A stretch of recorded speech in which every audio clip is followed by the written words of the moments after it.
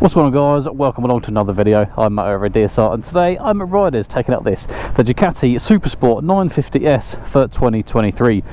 Now, if you've already seen on the channel, I did take out this. That was this morning. That is the Ducati Panigale V2. Now, I'm going to do a full review on this, and at the end, I'm going to give a quick comparison between this and that. Less talking about the V2, more talking about the Supersport. Let's go.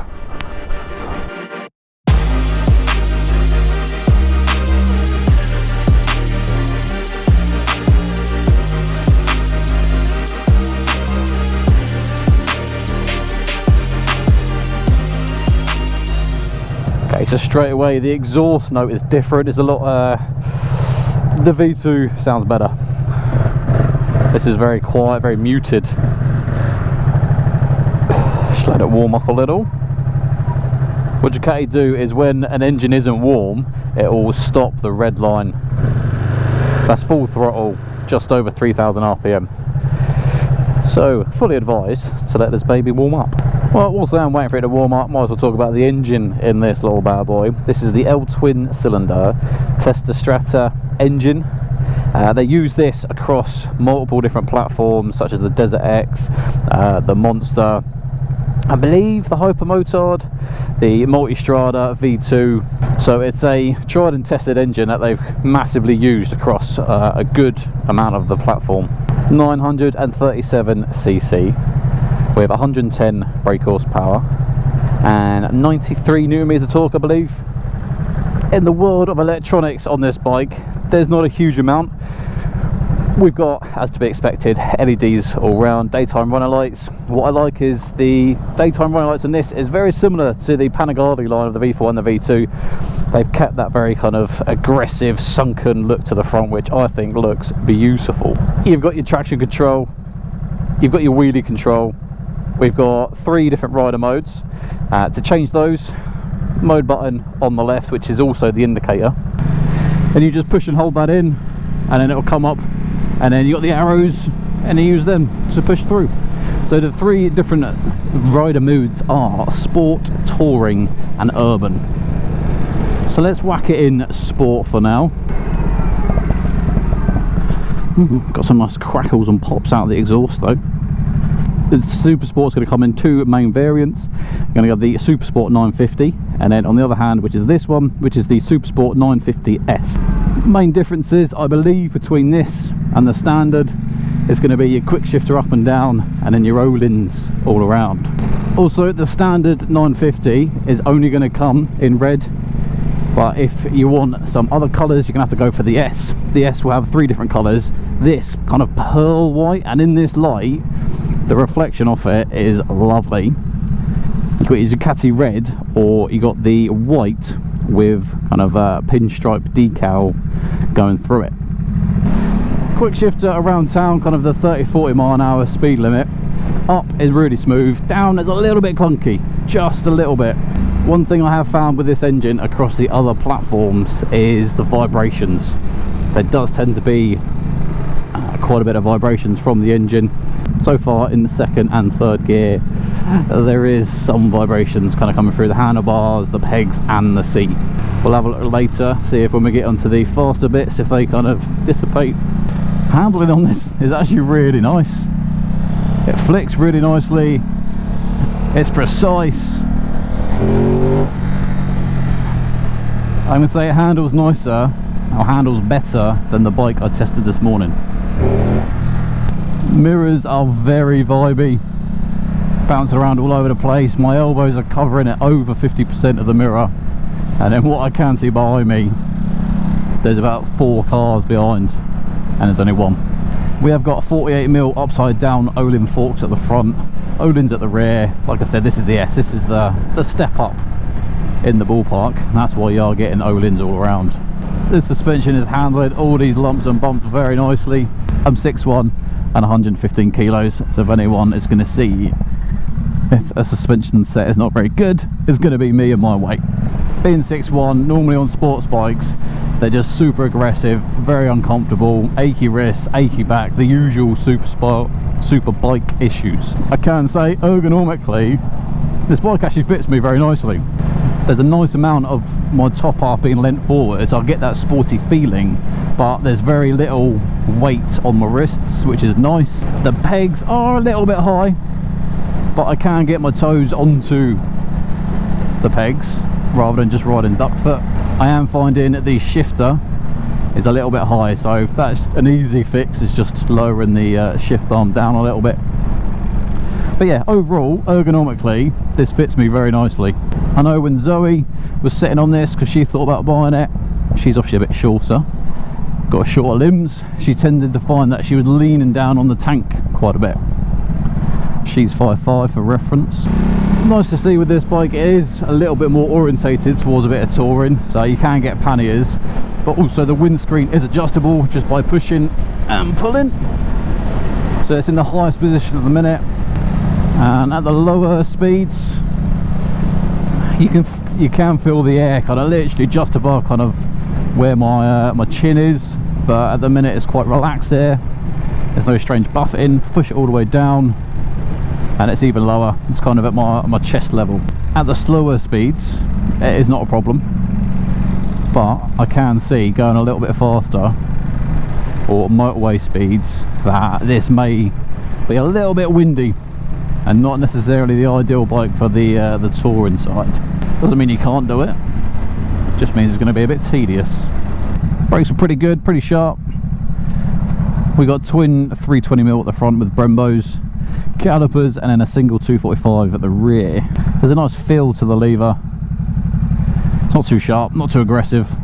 The tank is shaped very nicely so that my legs just slot in. You got the tank here, which is the upper segment, and then just below the tank there's another bit of fairing. I'll show you when we pull over, have a little walk around.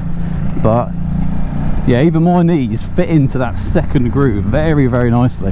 The handling is helped out by the weight.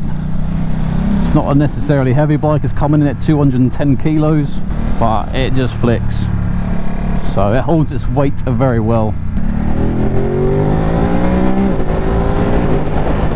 And then when you want to go and have a bit of fun, you just twist that throttle. Bearing in mind I am in sport,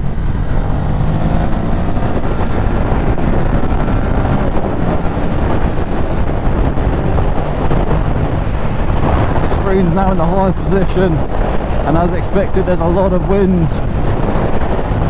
I've no doubt you can hear it through the mic.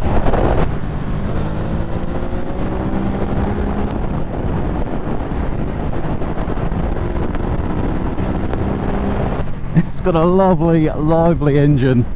You can have some serious fun on this bike. Say that quick shifter, oh, it handles very nicely, flicks from side to side, but the wind deflection, wind protection is very minimal.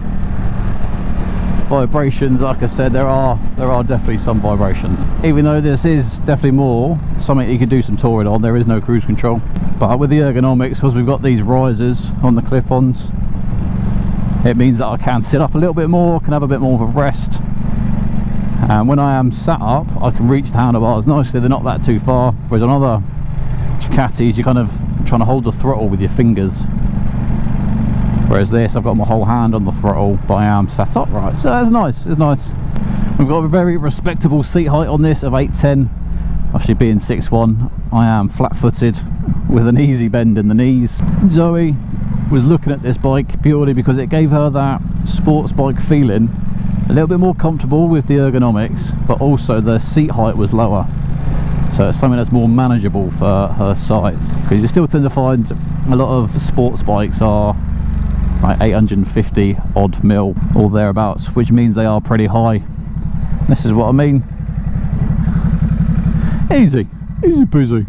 What I'll do is I'm going to put it into touring, because I assume touring over urban would be more kind of the wet setting. Second gear, holding it around the 20-30 miles an hour mark, it's easy enough to do. Throttle's nice. Coming off, I mean, very, very minimal body movement.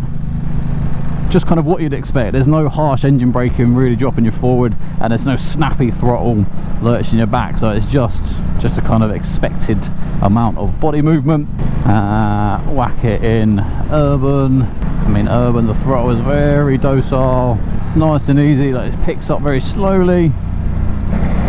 Even when you full throttle, it doesn't kind of come alive, which is what you want. You don't want to get caught short. So sport is very sporty, very aggressive. It's straight on that power, which is perfect. And then you whack it into urban and you can just chill out. Just stick it in third, go 30 miles an hour throughout these many 30 mile an hour zones.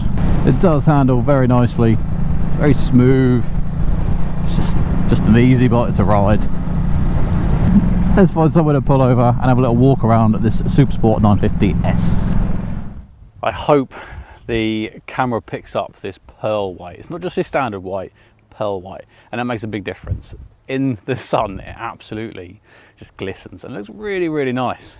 And then you can't help with the Olin gold sticking out as well.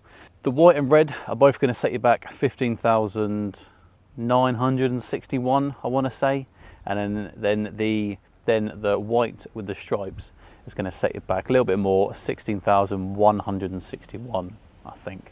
Put it on the screen if it's wrong. If it's not on the screen, I got it right. Again, a very sexy front. Just look at those lines.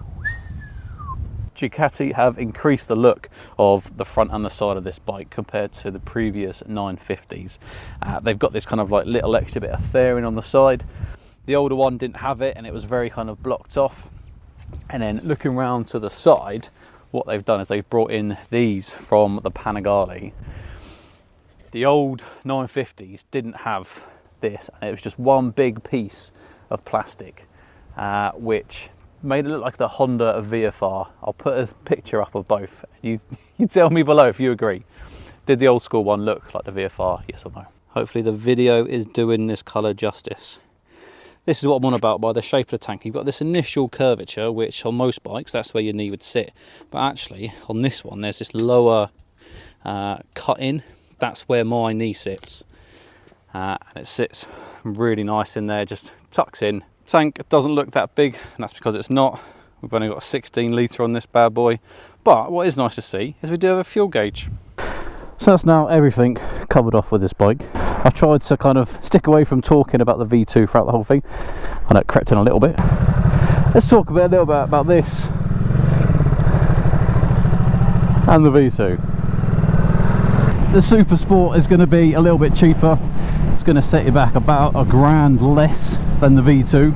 If, when you go to Ducati and you've got your heart absolutely set on a Panigale, then you get the Panigale V2. If you just like the looks of it and you want to be comfortable, that's where, to me, this bike comes in. It looks very similar to the V2. It's got great characteristics, but it's more comfortable. Like, I'm not bent over, my wrists aren't hurting. It's just an easier bike to ride. The V2 engine is fantastic and you can have a serious amount of fun on it. That shouldn't detract from this engine, because this is also a fantastic engine. A little bit of traffic jam, Jamalama. Yeah, this bike still has a fantastic engine in it. You can still get the front end up and have some fun like that. I said it earlier, I actually think this handles better than the V2. Like, the initial pickup, like, it just flicks a lot easier than the V2. The V2 for me, just a little bit sluggish getting over. Once you're kind of over that 10%, it then starts dropping. But this, there is no waiting for it to start dropping. Love the little exhaust pops from this stock exhaust. That is one thing. The V2 exhaust sounds better. This doesn't sound bad, but the V2 100% sounds better. As I said at the start, I have done the full riding review on the V2, so if you want to go check that out, top right hand corner, you'll see the card there. And like I said, although you may not do a lot of touring on this, you can do some touring. It has got the adjustable windscreen to help out a little bit. You can get panniers for this bike. It's capable. Like, this could be a good Sunday bike that doesn't get hot as well. That's the other thing. The V2, my crotch is still hot from the V2, but the heat is not there. So yeah, you got to deal with some vibrations, but you haven't got to deal with the heat. So this, like I said, can be your Sunday bike where you want to ride it, you want to take it out, even when it's like this, 20 odd degrees, you'll take it. And then if you want to do one tour a year, then you can. Obviously, if you're doing more tours, then you might want to look at something else. But this is the bike that you can do it on. Well guys, I hope you've enjoyed this review of the Ducati Supersport 950S. If you've liked it or found it useful, give it a little thumbs up. More importantly, subscribe to the channel, helps us out over here, keep growing. There's nothing else to say, but until the next one, ride safe.